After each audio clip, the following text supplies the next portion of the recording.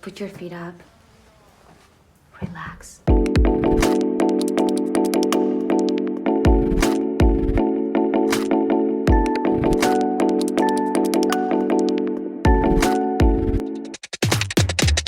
Welcome back to the Bad for Education podcast, the podcast where we teach you what's good for you and what's bad for education. I'm Andrew Lee.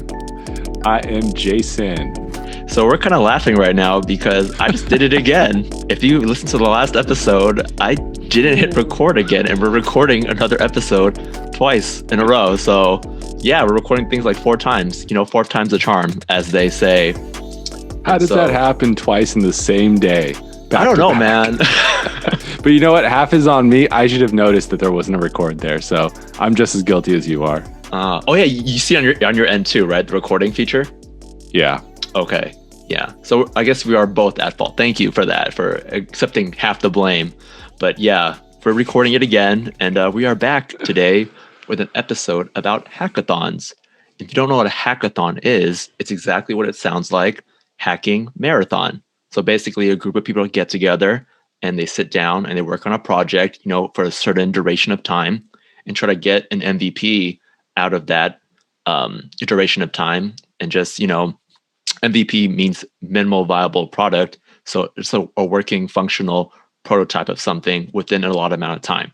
And so our first hackathon, we actually worked on a game together, creating a board game and making it virtual. And me and Jason were both on the same hackathon team. Yeah, we were. Yeah, we were. And so that being said, today we're going to discuss a few points from a cohort mate. She wrote an article about it on LinkedIn, and we wanted to kind of discuss those topics and those bullet points that she has.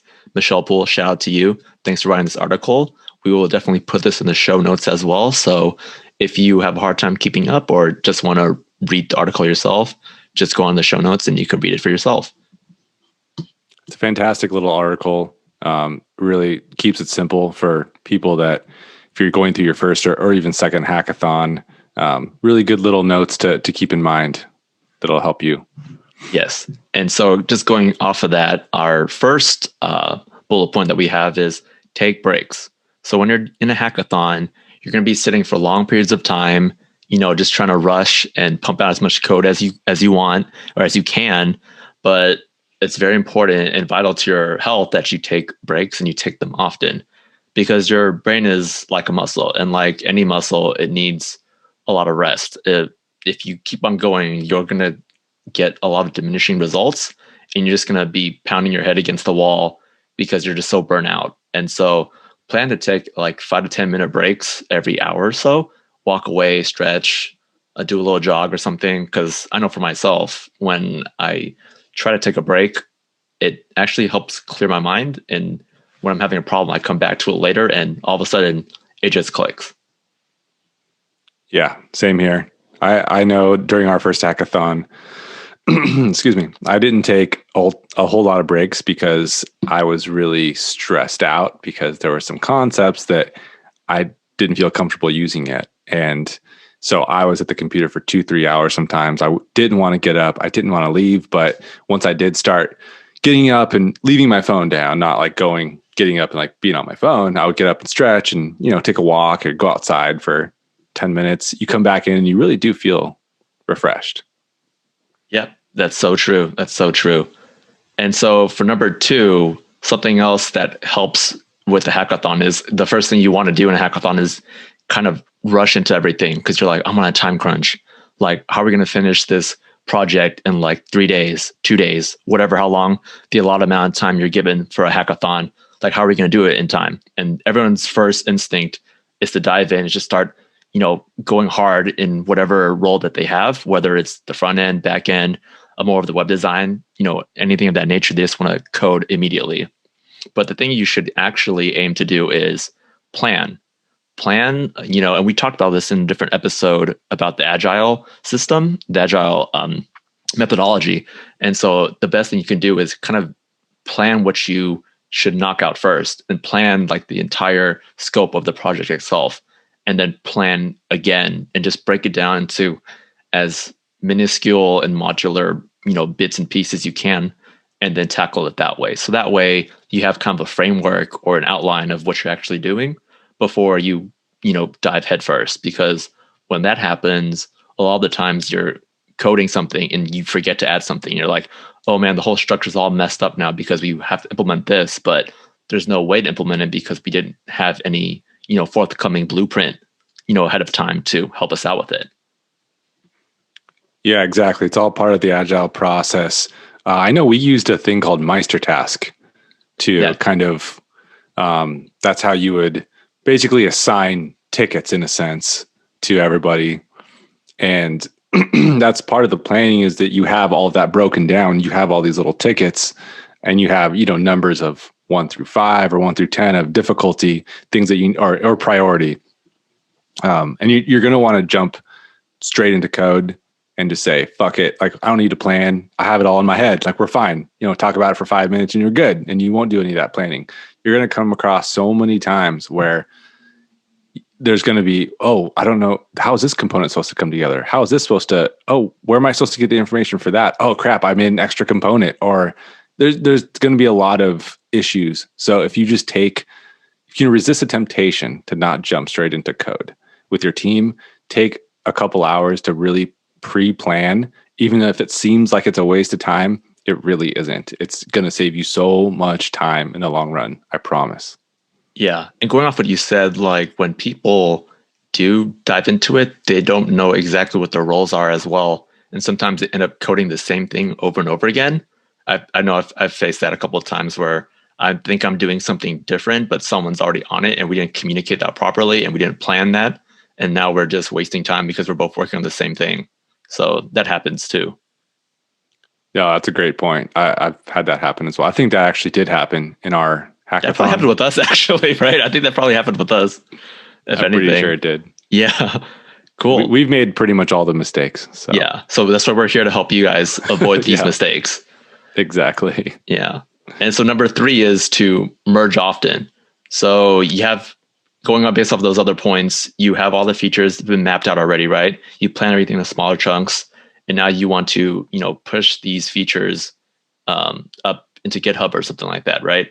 And so make it a habit that you are constantly merging often and getting the most, I guess, optimal or most recent code, and helps to make sure that everyone's on the same page, essentially. So, you can make sure that all the code is working properly the way it is. And, if there's any problems, at least you guys have the most recent and updated versions. Exactly. The more you merge, the less conflicts you're going to have in the end.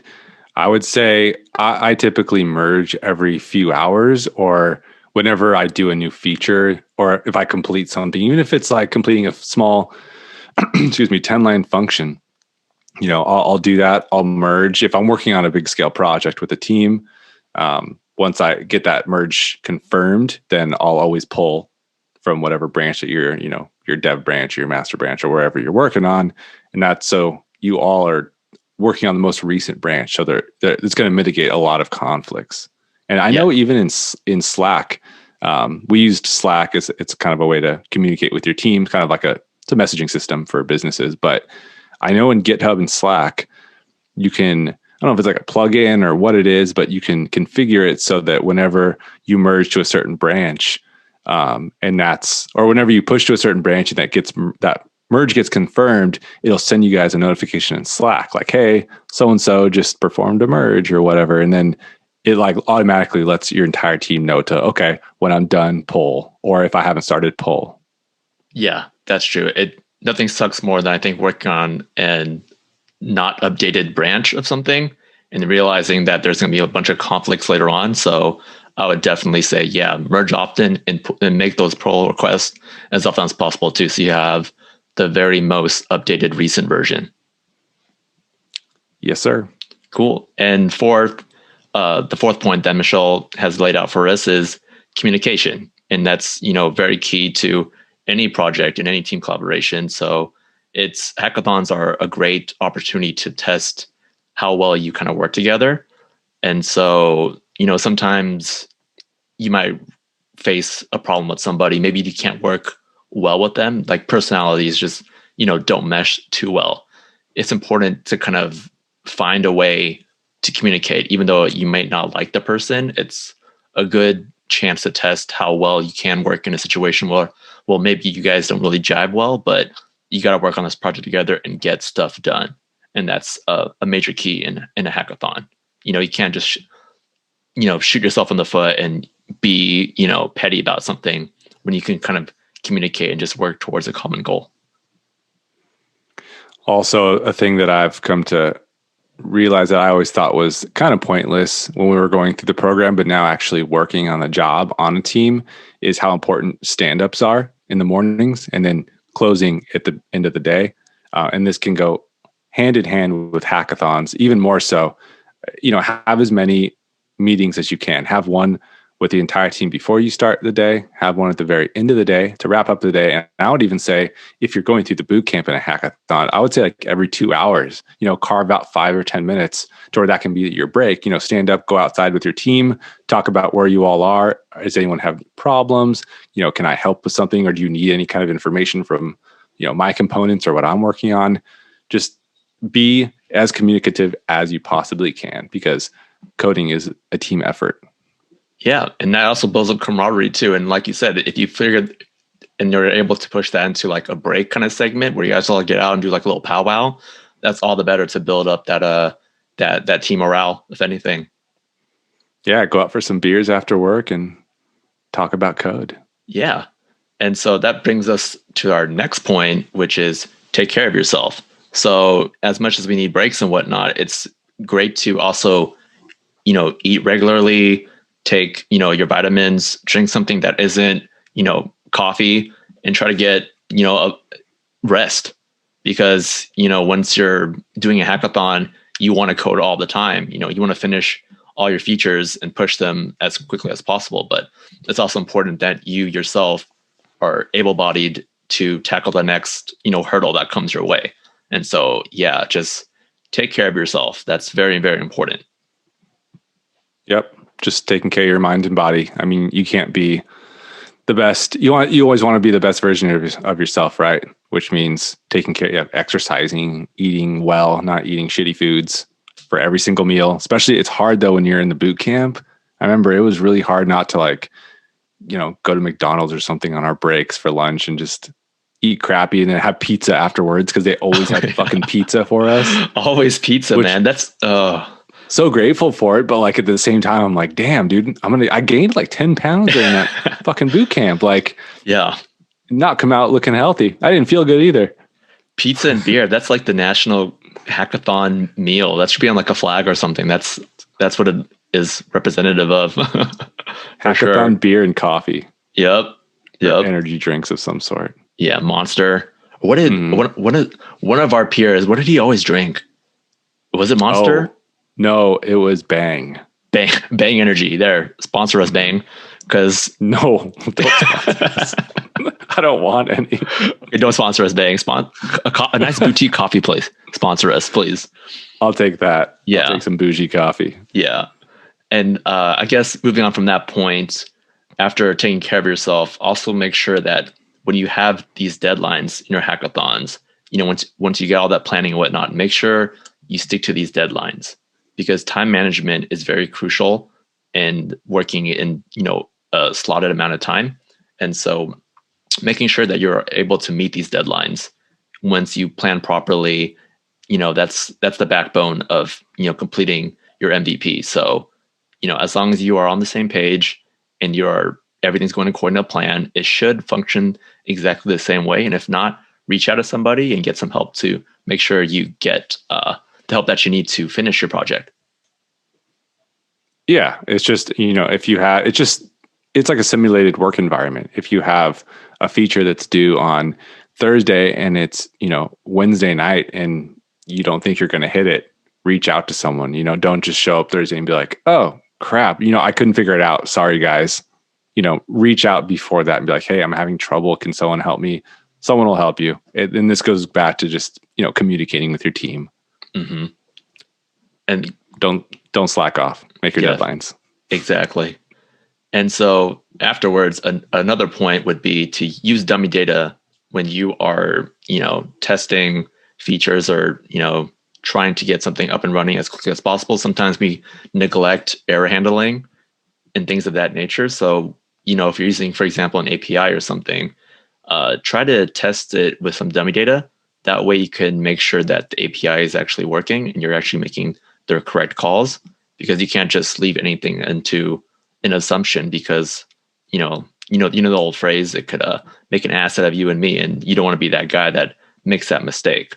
So make sure you test with dummy data, or test often any kind of feature that you're trying to push, for sure. Sure. Yeah, it's just, dummy data is important so that you can start working on features with some sort of data coming back.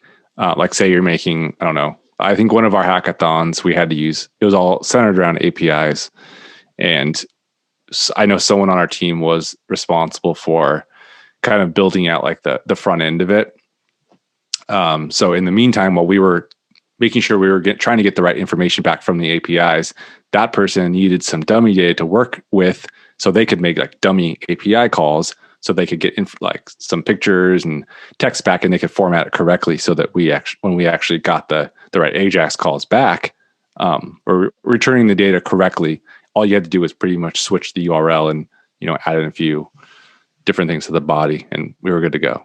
Yeah, nothing sucks more than just like having something, saying like something works and then actually bringing it together, and then being that guy that's just like, oh, I guess it didn't work out the way we thought it was going to work out. And then you're just bottlenecking your entire crew. So that's not good.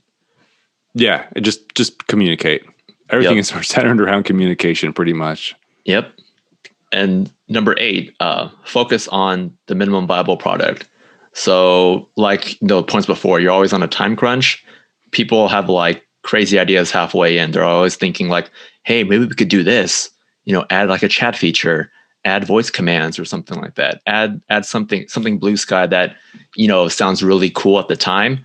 But if you think about it and you go back to your plan, you're going to realize that, hey, we don't have a lot of time to do all that we want to do. Let's focus on getting the actual project, at its minimum, viable standpoint out as quickly as possible. And then when we have time, we can focus on those. But don't get carried away and jump into something that you can't finish. Sure. That comes back to what we talked about in a previous episode when we broke down the agile process of numbering things in how high or low priority they are. And you want to get the MVP stuff is always, it's always, I guess, I don't want to say the easiest, but it's the minimum amount of stuff that you need for a working application. It doesn't even have to include CSS. It could just be like a nasty looking page with some input fields that haven't been styled and a button that hasn't been styled and a header that looks like shit. But if it works, that's your MVP basically. Yeah, basically. So if it's like you're doing a Monopoly board, you're doing like the little characters that go across, maybe you don't have like the little card, little hat, maybe you have a little square, but he still moves across when you roll the dice. Hey, that's the MVP. It doesn't have to look pretty. It just gets it done. Yeah, no animations, nothing like that, nothing fancy, no scroll animations, or if you're moving a little piece, it doesn't like hop. It just literally moves and jumps. Exactly. And so going off of that, we have another point, which is fail faster. And that's my favorite. That's a really good one. And that's something that's kind of both embedded into our brains from our previous cohort teacher. And he was just always like, you know what, you're going to be mucking up a lot of the times, just like this podcast when we forgot to hit record like 4 times in a row. I mean, it happens, but you just got to get back on that pony and hit record and do it all over again. And so that just goes hand in hand with hackathons. Make a plan, write some code, test it, and see if it works. If it doesn't, go back to the drawing board, try it again. You fall off that horse, get back on again. Yeah, it's just keep trying new things until something works. I know that sounds almost like you're not planning, but plan for something and then try it. And if it doesn't work, go back, look at it, see why it doesn't work, make a new plan and do that again. But don't be afraid to fail. Like you're going to fail and your code's going to suck. And that's okay because you're learning. It'll eventually get better. Like you're going to learn what not to do. Mm-hmm. And I think there has to be like a pretty good balance between like failing and kind of winning too, because at the same time, I know some people when they fail so hard, it seems kind of daunting to get back on there because it's kind of embarrassing at the same time too. You know, it feels like, oh, maybe I'm not meant for this, or maybe like it just sucks so hard that like I'm never gonna get it. But you will, you know, you just gotta keep on trying. And that's just like some philosophy in life too. You're gonna fail hard at something. You just gotta get back up and try it again. That's how you succeed, right? In life, you fail a bunch of times until you learn. Yeah, that's how you win. You know, that's how winning is done. And so, final, you know, point in this article and in hackathons in general is to just have fun. You know, you're here to hack at something all day with a bunch of people, a bunch of cool people, hopefully. And you know what? Don't take it too seriously at the end of the day. It's a very fun experience to have it underneath your belt, and it's really stressful. And you know, it might not be the best, you know, project at the end of the day, but it's a fun experience on itself. It's like I think of, you know, a hackathon as like, you know, almost like a wartime kind of thing, if that's a good analogy. It's like you're in a bunker with a bunch of people. You know, you're going through the barracks and just having, you know, a really hard and strenuous time. But at the end of the day, you know, it's a fun to look back on it and see what you accomplished. Yeah, man. It's just like if you're going through a boot camp doing a hackathon, I feel like that's probably a different environment than if you were to just to sign up for a hackathon. It's super stressful, but it's like a fun stress. Like you're learning, you're growing, you're meeting new people, you're communicating with another team that you've probably never met before. You're making connections, and you're all there to like learn and fuck up and then learn from each other's mistakes and try and make something cool. Like it's not, don't take anything too seriously, especially a hackathon. Mm-hmm. And it's kind of like a fun kind of competition too, just to like a motivational competition, like a fun, healthy kind of competition. You know, no one's trying to drag you down. Everyone's just trying to help each other out. I even know sometimes like in our hackathons, there was when other people finished early, we kind of just walked over and looked at other people's projects and we're like, hey, do you need some help with that? Or is there anything going on like that I want to kind of learn too? Or like they're doing something that's interesting. It's a fun energy to vibe off of each other with too, I feel like. I agree. It's really, really fun. And you get to having something cool on your resume. You know, yeah, exactly. You made with like that's a cool, and that's also a cool thing to talk about in like an interview. Like, oh, I just finished this hackathon last week. Oh, let me tell you about it. You know, we did this, this, this, and this. Mm-hmm. Exactly. It shows that you're active in the community and you actually enjoy coding because it should be fun. Yeah, it should. At the end of the day, like you're doing this from 8 to 12 hours a day. If hopefully you're listening to our podcast and maybe you want to make this your career, you're going to be doing this all day, every day. So might as well have fun with something that you're going to be doing all day, every day, right? Exactly. And don't take it too seriously. Yep. Cool. And so that pretty much concludes our thoughts on the hackathon process and some things you should keep in mind when you're headed to your first hackathon, which should be around this point in the boot camp.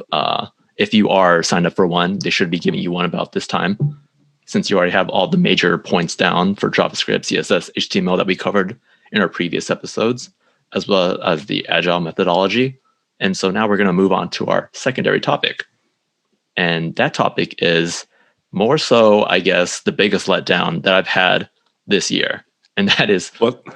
Cyberpunk 2077.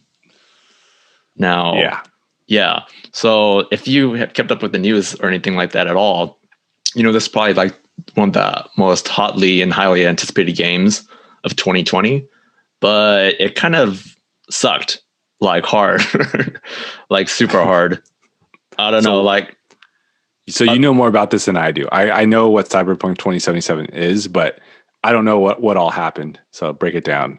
Sure. So this month for December, near the end of December, I'd want to say, no, actually early December 10th, Cyberpunk 2077, a CD Projekt Red game, which is a Polish game developer, they released a game that was really hotly anticipated, and it was probably going to be set to win like, you know, a bunch of awards and whatnot. But when it came out, it performed so utterly terribly on previous gen consoles, and kind of not so well on the new consoles either, except for PC, that people were just like in a rage. It got so bad to the point that people were actually, Sony actually issued official refunds for everybody. And so that's like a first time for Sony, because I think with Sony, they don't really do that. From what I was reading about, it's just like once you play a game, it's like you already sold it to Sony. They don't allow you to return it at all.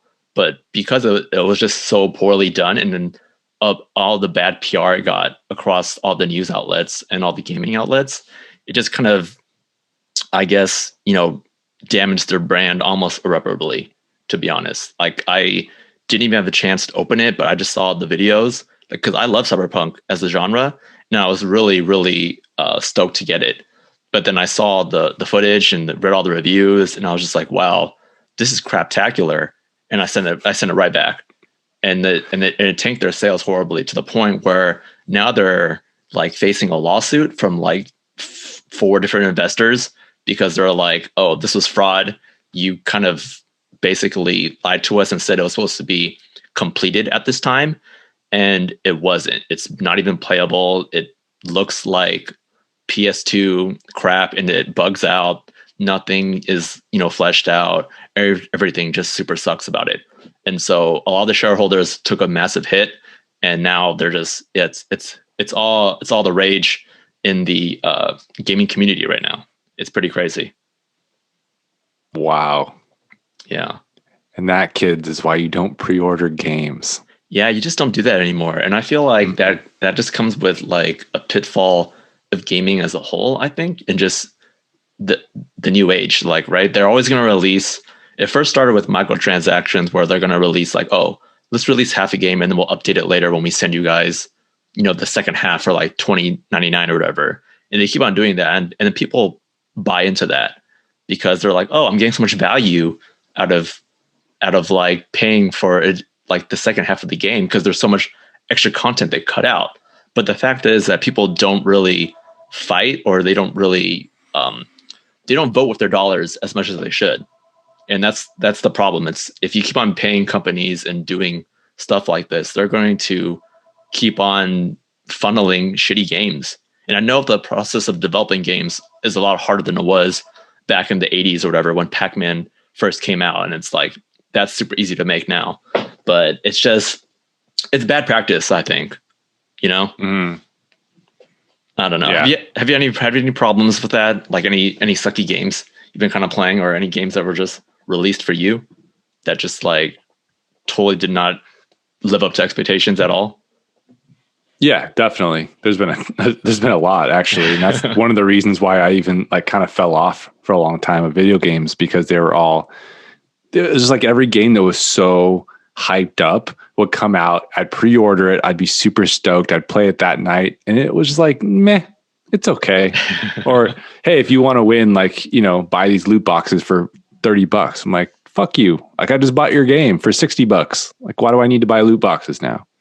Yeah, it's just like, I hate the play to win kind of environment that gaming has kind of gone towards lately, and it just super sucks. And it sucks even worse because, I don't know, CD Projekt Red, as a developer, they're a pretty good gaming company. At least they're known for pretty good games. I think I gotta look it up real quick, but I think they came out with was it Witcher?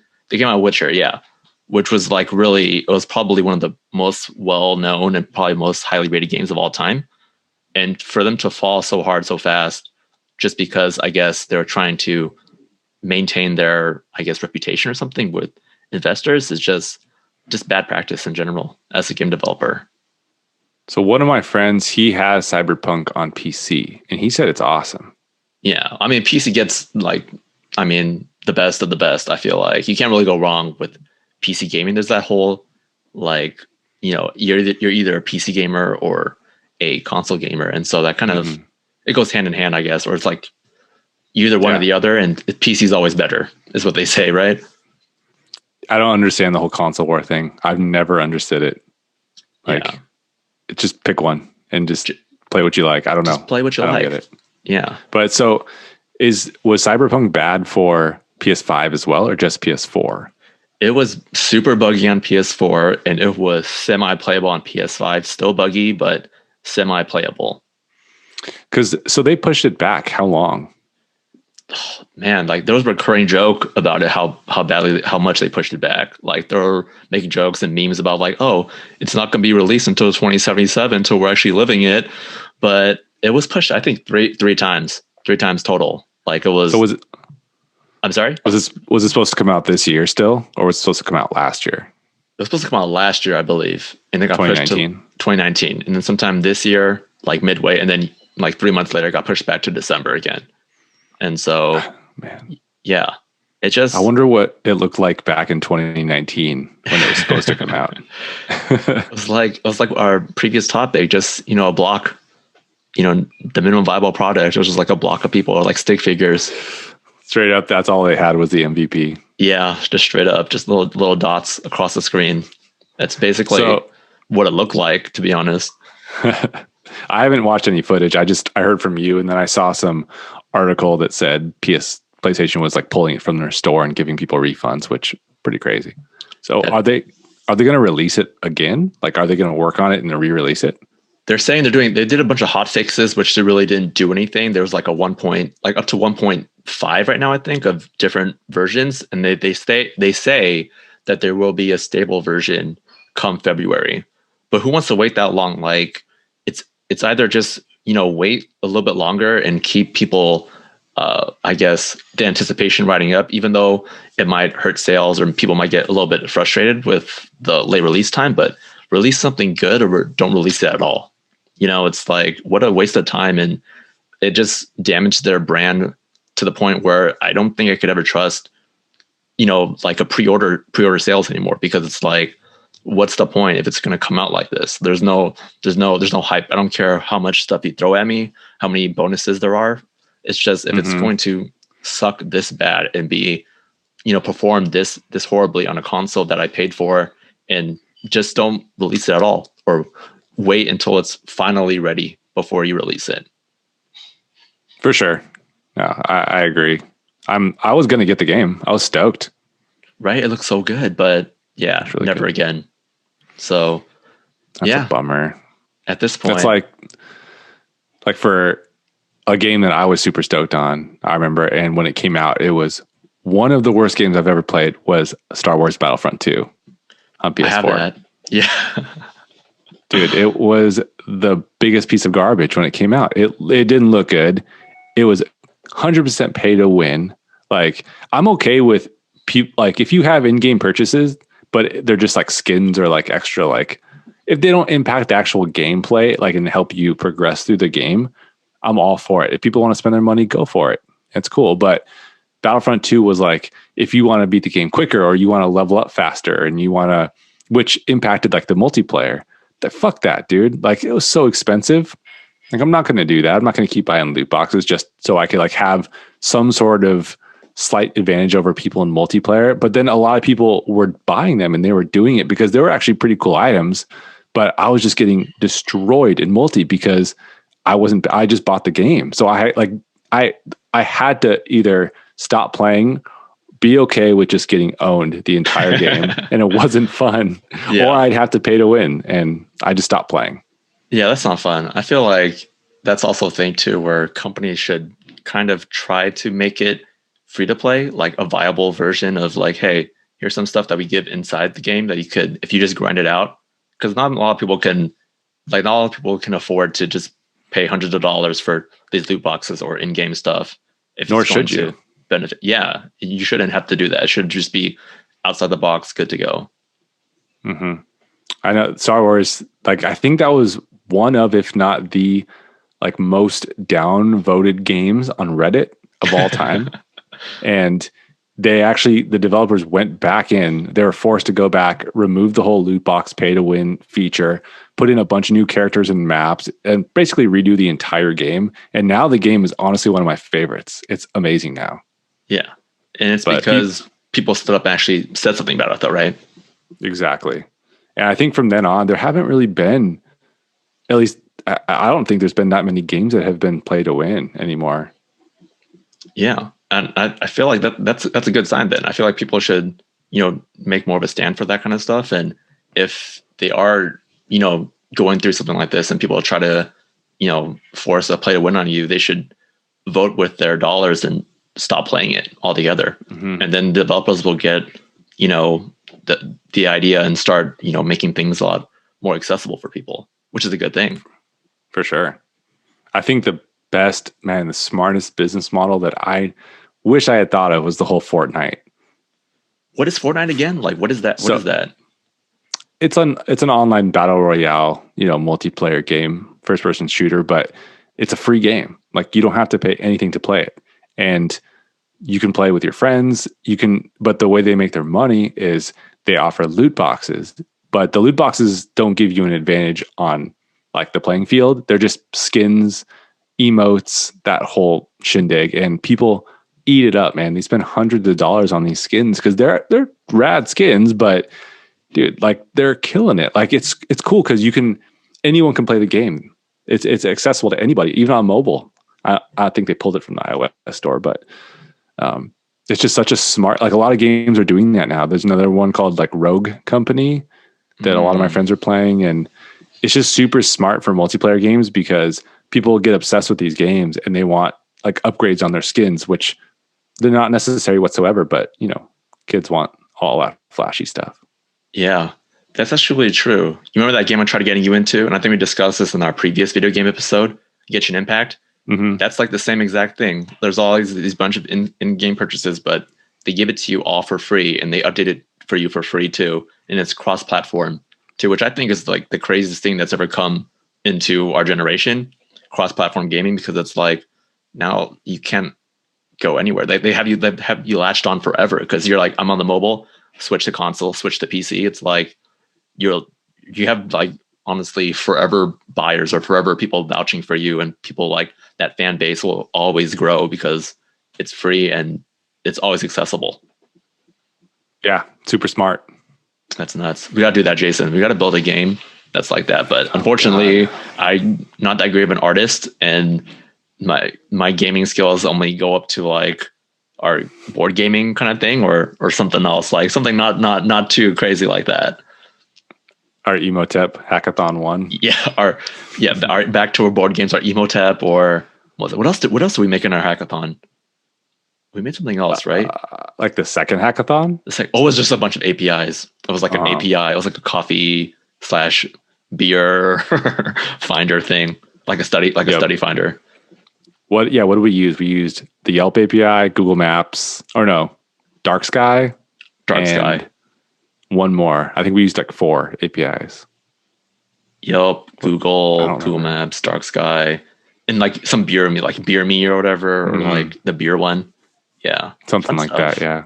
It's like find a coffee shop that you can drink beer at, that you can study. I don't know what the fuck it was. You can check the weather. Yeah, it was. What would you? Oh yeah, I would check the weather to see if it's like a nice day out to go get coffee or whatever. It was so convoluted, forced. But that's what you do in a hackathon. All good. We used that little the Kanban board. Is that what it's called? I think just so. To figure it out. Yeah. Cool. Good times. Good times. But yeah, so that's a good lesson, I think, for game developers, or if you want to get into game developing as well. Like, just don't make promises you can't keep, I guess. That's just I feel like that's company knowledge 101. Don't get too greedy. Don't make promises you can't keep. And if something's happening, I know game developers get it the worst. They get overworked, and I know they're really well paid, but for the time that you're getting paid and like the labor you have to do and the extended hours you have to work, like I could never work at Blizzard, because I've seen all the shit that they can do. I mean, I've done interviews for Blizzard, but at the end of the day, I don't think I could ever work for them. Could you? I mean, I could work anywhere if I wanted to, but yeah, I've heard pretty gnarly stuff about the gaming industry in general. Like not even developers, just any kind of job. It's very fast paced, long hours, and they kind of burn you out and don't care because there's a million other people right behind you that'll come in and take your job. So yeah, I guess I get it, but it sucks. Once you get to that point of just like notoriety where you're like a Blizzard or like an Activision, it's like they can turn and churn people like that. And that's like the suckiest part, because they know you want to work for them too. They really don't care about you. So it sucks, man. It's an endless cycle. Yeah, just got to do your job and do it well and make yourself invaluable. Fail faster so you can get better. Exactly. See, all our lessons comes full circle. Yeah. But that's pretty much it we had for today for, the Cyberpunk fiasco and, the pitfalls of gaming in general. Anything else to add, Mr. Jason? I don't think so, man. That's it. No. Well, thanks for tuning in, guys. Like always, if you have any questions, feel free to email us and follow us on our social media. Social media is on Instagram is Bad for Education Podcast. For Twitter, we have Bad for EDU Pod. And for our email, it is badforeducationpodcast@gmail.com. That's right. Good job. You're getting better at those. Thanks, man. I know at first it was a tongue twister. I was always messing up. It was always the Twitter one. You'd be like, Bad for EDU Pod every time. I'd always want to jump in and be like, Pod. Yeah, Pod. But we're getting better at this, guys. Trust us. You got it now. You're all over it. Thanks. 2021. It's the new me. New year, new Andrew. New year, new Andrew. Let's do it. Thanks again, guys. Peace. Thank you. Bye. Cool.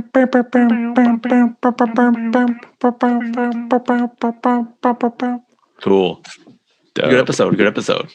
Yeah, good times, man. Good times. Good times. Was that really long? I feel like that wasn't that long, right? It was only like 20, 30 minutes. I have no idea. Me neither. I don't know.